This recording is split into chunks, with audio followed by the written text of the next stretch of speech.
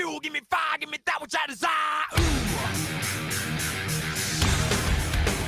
Fuel, the podcast for fixing underperformance and evolving leadership within the automotive industry. Fuel is bringing you the latest in proven strategies and techniques that can take your service department to the next level. Hey, welcome back to the Fuel Podcast. You got Alex Keith here, and I've got my special guest, Mr. William McCurry from the Grande dealer group. Yes, sir. How many stores you got now? We have 17 stores. Yeah, we're coming to you live from NADA in Las Vegas, 2024. A lot of fun stuff going on. It's like a circus out there, man. Yes, it is. It is quite the show. So how many times you been to the NADA? This is probably the 6th or 7th time I've been. Anything change? Any new stuff that you've seen change over the years?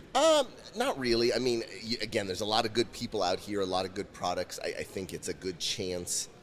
When you're in the office, like, you don't get a chance to touch and feel it. And so, like, when you get to go out and, like, one of the things, you're looking at, like, some of the AI technologies and you're able to meet with those people. And it's a different vibe when you're able to, get the touch and feel and kind of look at it and demo. I think, COVID got us all trained to deal with Zoom and Teams, but being able to do things live and in person are great. And then, the bigger stuff, like, looking at like UVI, like, they have the full setup there that you can see that you can't see on a Zoom meeting. And so being able to see it, live and in person is great. That's fantastic. I mean, jumping into that, I mean, how big do you think AI is going to be in 2024? I think it's probably still a year or two away before it gets widespread adoption. But I think, again, we're based in Silicon Valley is where we are. And so, we've got Google and Apple and Adobe in our backyards. And I think for me, I've always felt like the better that you can embrace new technology and get in front of it, the better you're going to be to serve not only your customers, but just your employees as well. Yeah. Because there's a ton of benefit, behind it. And so it's something that I started, probably mid last year, kind of looking into and how it can help us grow our business, how it can really make our team's jobs easier, which then gives us more time to engage and interact with our guests. That's fantastic. I mean, you got a lot of stores you got to look at. So how do you manage that, and what are some of the things you've either evolved or changed, and what are you currently doing to keep a pulse on everybody in aspect of saying, hey, I got to get in front of this technology and make it better for my team? But what are some things that you're doing at your level that keeps a pulse on all of your stores? I mean, I think there's two things. One, I think our structure in our organization, like, I have a director of service, Randy Sorrentino, under me, who's amazing. So he's kind of the boots on the ground for me. He goes out to the stores every day, and it gives me the ability to have more of that 10,000-foot view, because it's hard to be boots on the ground and be the 10,000-foot view. And then the other thing I would say is just you get aligned with the right partners that help make your job easier. And you guys are a prime example of that. Dynatron has been great. Obviously, I sit on your guys' advisory board. And so the relationships and the connections that you make through that not only help you to be on the pulse of new things that are coming out that you and Les and the team are really good about bringing to us, and we tend to get to see it first. Yeah. And so that's great. But I also think that when you get a group of like-minded dealers together that are trying, different things. So, there's several guys that I've met through Dynatron, and also, other connections that you're able to bounce ideas off of each other. The truth is there's very little earth-shattering new stuff that comes out per se. But I think the having those relationships and being able to, get that real world experience and advice, either directly yourself that you can then share with others, or have that reciprocated. Another dealer may have tried something that we're looking at, and so you get real-time feedback, and that's invaluable. And then the third thing that I would say is we have a full-time CTO in our organization that we've custom built. It's called DGDG Dash, and so it's our dashboard. That's cool. It gives us a snapshot of pretty much every aspect of our business. It's web-based. It takes everything out of CDK, merges it into one nice, pretty platform that you can see anything in a moment, where we're at to budget, where we're tracking against this, how we're doing against those things. And so I think for me, that's super helpful, because then at a quick glance you can see where things are trending in the right direction, and you want to keep doing more of the same, and when things are maybe trending in the wrong direction, and you can adjust and adapt quickly. And the way I look at it is, it's like you want to be looking at things as the month goes along. I'm a huge football fan, go Niners. And so like when you see things again, like last week's game, like it was two different games. Oh, completely. And so I think for us, that's something that we have to be doing as well. Like we have to be able to make mid-month adjustments. Okay, something didn't go right in the first half of the month, but we need to find a way to make a win come the end of the month, in different things that we're doing. And I think the other thing too is just to be patient with things, because again, you want to make sure that you're living to fight another day. You don't want to make hard rights, hard lefts. But I think from a fixed ops standpoint, it's an insanely exciting time to be in the business. I've always said when the economy isn't as great and interest rates goes up, money comes in by the truckload in fixed, because everybody's got to fix their cars. Yeah, I mean, they got to get somewhere. They do. But I mean, one of the things I like what you said there is like, being patient. And one of my mentors in our coaching group, I'm sure you may know who he is, Donnie McLam. Yes, Donnie is our coach. Donnie is something else, and I love him to death. But he talks about, this isn't a sprint, guys, it's a marathon. Absolutely. So take your time, understand your pace, and sometimes you can increase your pace, and sometimes you got to back it back down, and you got to have that. Now, how valuable do you think that data, right? If you have the data in a partnership we have, or anybody's data, the DMS and that kind of stuff, how important is that data, and what would you say to somebody that's over stores like you are at a 10,000-foot view, or even just a service manager? How would you explain to them the importance of data? I mean, ultimately, I think data, people are obviously number one. Your people and what you can do for them is number one. But if it's 1A, data, in my opinion, is 1B. Mm-hmm. Because the data is how you are able to get a pulse on if what you're doing currently is working, and how you can refine it. If what you're doing is not working, where do you make the adjustments? And I think, again, when you have, again, with a dealer group our size, I obviously have the spread of all of our stores that we can look at. But then you get, virtual performance groups, and you get the data where we can compare it against a mixed group, and you can kind of see, where people are doing, where adjustments are being made. And I think, again, ultimately it's, the data is the recipe to the meal. Right. If you have the data, maybe you can spice it up a little bit, but the data to me is the recipe for success. And if you don't have that, and if it's not accurate, or if you or your managers don't have a great understanding of what the data means, then it's kind of like a recipe that's in a different language that you don't understand. So to give Donnie a little bit more kudos, Donnie has been invaluable to our organization in terms of meeting with not only the service managers and myself, but also our GMs, because most GMs, again, come from the variable side. Correct. And so, again, we have 17 stores. We have one that comes from fixed and 16 that come from variable. And I think that's normal. But I think, again, having partnerships and having people that can do that coaching and to share that knowledge, it's eye-opening to people that don't do it all day, every day. And so, again, the data and then the coaching and the understanding, for me is really the secret sauce of how we're successful in what we do. I mean, like, how valuable would you say that is when your GMs are, I would say, empowered?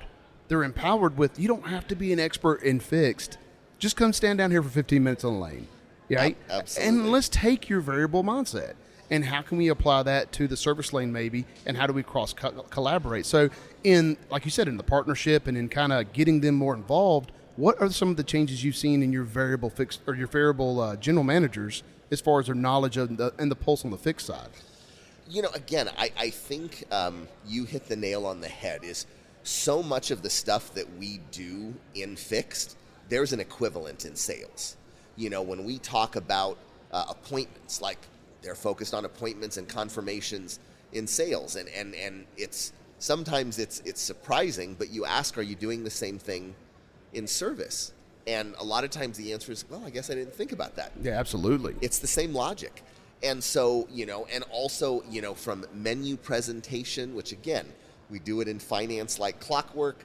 I don't know that we've always applied that same methodology to service. And so I think from the GM standpoint is giving them sort of that clarity that if you closed your eyes and you didn't know whether you were talking to variable or to fixed, you can have the identical conversations. I like that. And be successful in everything you're trying to do.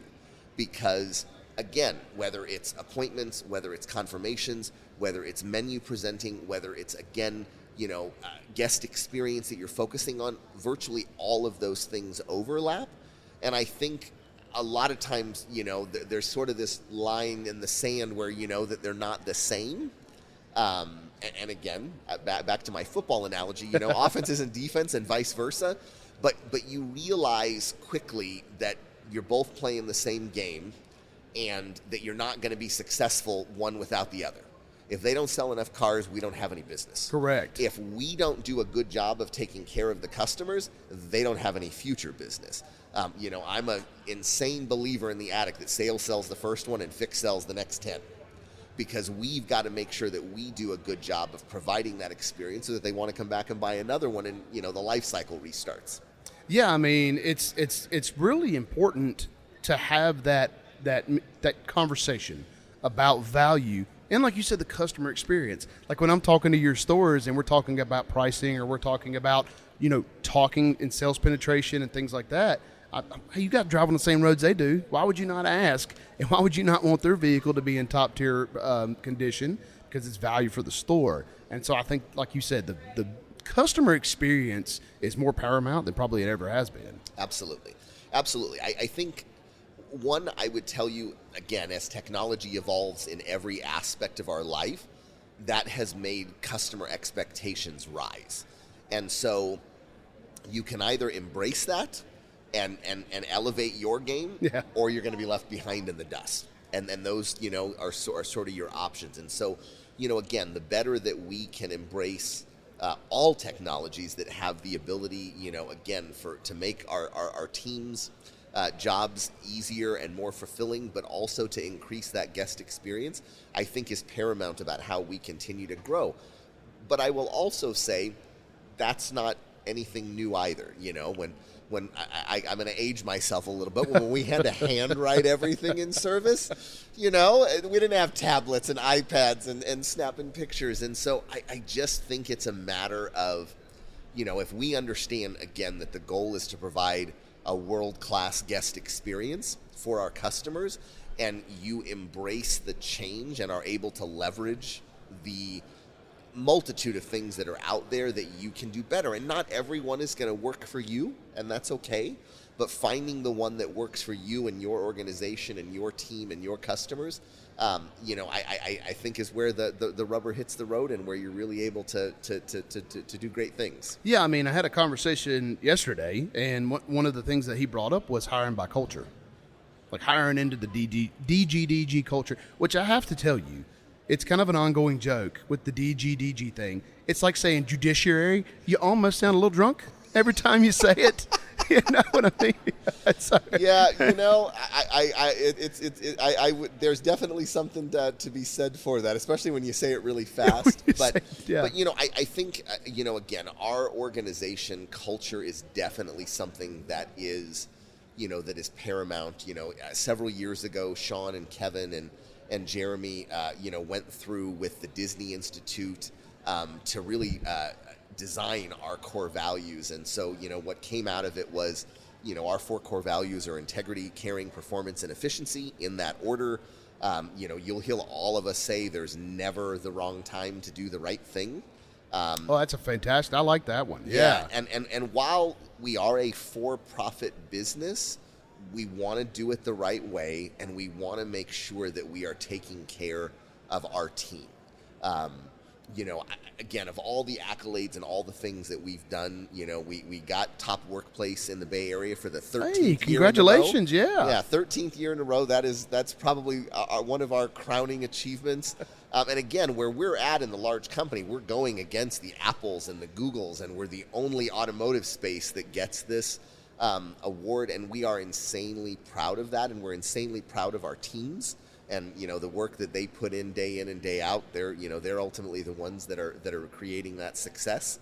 But that culture piece is super, super important, because just like consumers, employees have choices too of where they can go to work. Absolutely. And if you want to be able to recruit and retain quality employees, it genuinely has to be a good place that people enjoy coming to work.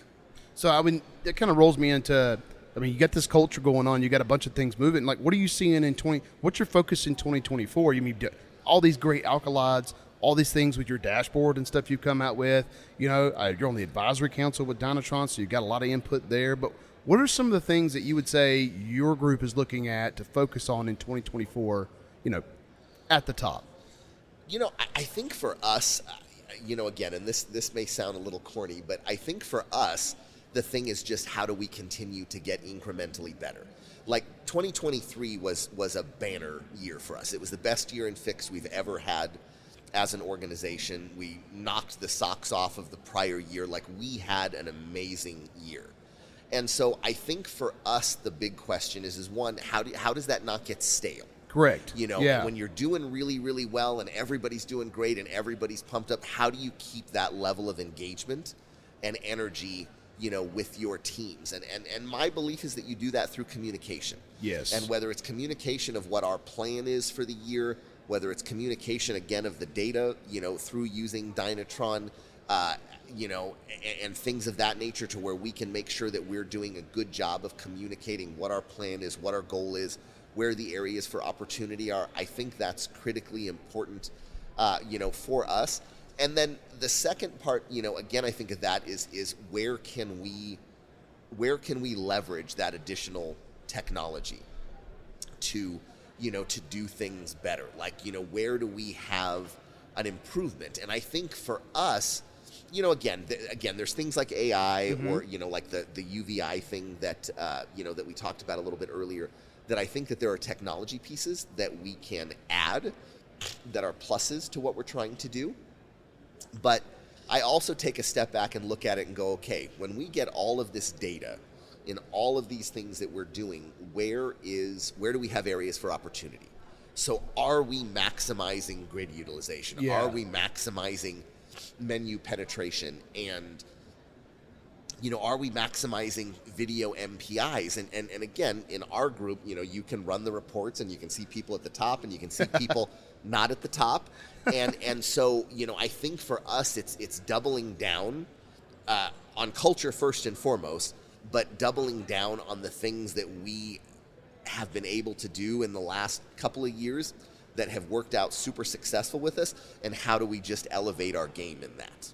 So, there always has to be a better way, right? That's one of the mentalities that we consistently keep putting into the program is, listen, we're here, but is there anything we could have done a little bit better? Not saying we're consistently missing a spot, because you're doing a great job, but let's just analyze. Is there anything we could have done a little bit better? Can we go a little bit further? Can we maximize a little bit better? So I think that's a huge culture part that you're going to get into with that. So, I got to ask. I'm going to ask.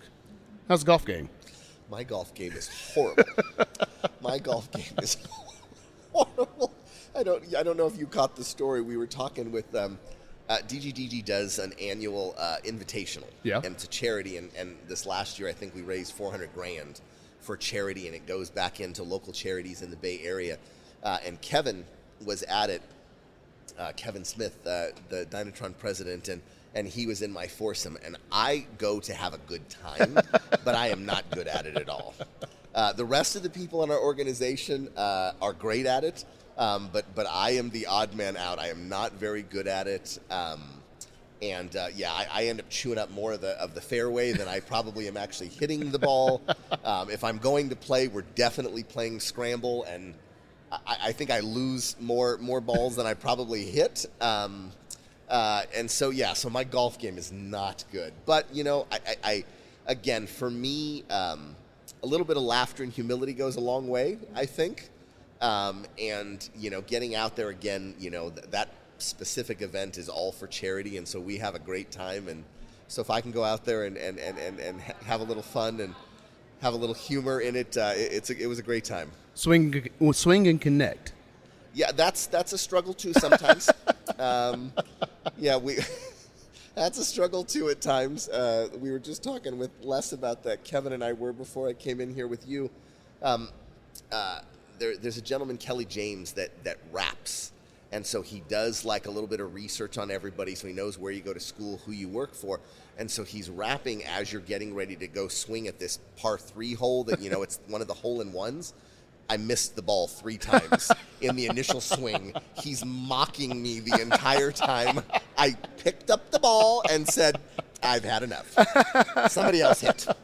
I'll go hit your ball when it gets close to the green. But the funny part about it is that we had such a good time and everybody got such a kick out of it. And even the rapper was having a little too much fun at my expense. but I'm a good sport, so.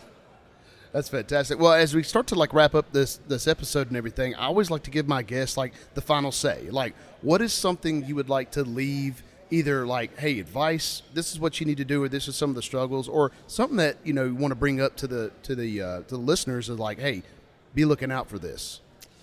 I think the biggest thing that I would probably say that for me, as I've moved through my career, that I've gotten better at, is about being open-minded to the change. I think all of us, by nature, are creatures of habit. And we get into our way of doing things because it works. Mm-hmm. And that's great. But if you're not, you have to be almost overly open-minded and you can't be afraid to fail. Right. One of the things, that I will say is that, I would rather do something and it be the wrong decision, but we tried it, than do nothing and stagnate. Because it's hard to get out of a rut when you get in one. So you always want to keep moving. You always want to be open-minded to the data and the different products. And it doesn't mean that you're going to do everything. But I think for me, the biggest piece of advice that I could give to anybody is be open-minded to the possibility that there is a different way that might give you a little bit of a better result. And it's not, again, good, bad, yes, no.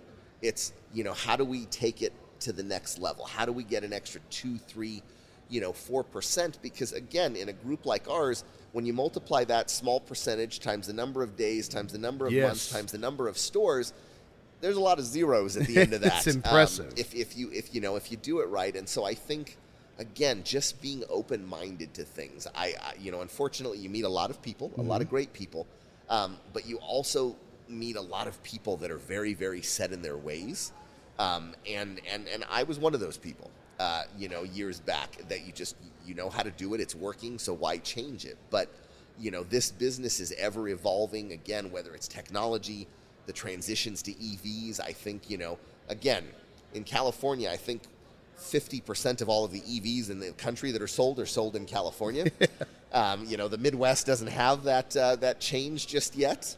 And so I think, again, being open-minded to those things and how you can continue to grow and get better, I think is critically important for anybody's success moving forward. That's awesome. Well, brother, I want to thank you so much, My not pleasure. just for coming on the show today, but with the partnership that we have between your stores and Dynatron. And it's going to wrap up this episode of the Fuel Podcast. William, thank you again, brother. My pleasure. Hopefully Thank have you back on, right? Yes, sir. Anytime. All righty. Thank you very much. Thank you for joining another episode of the Fuel Podcast. Always be sure to like, follow, or subscribe to be notified when new episodes are being dropped. And click the link below to review any of the show notes for additional information.